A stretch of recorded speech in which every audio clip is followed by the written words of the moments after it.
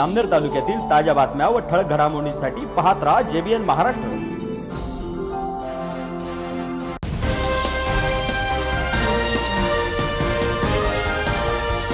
नमस्कार, मी मिनल चौधरी। पाहूया काही ठळक वृत्त।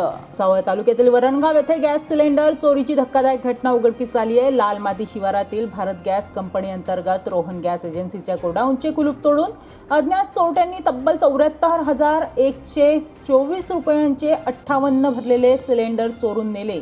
ही घटना गुरुवारी सकाळी 8:30 वाजता उघड झाली।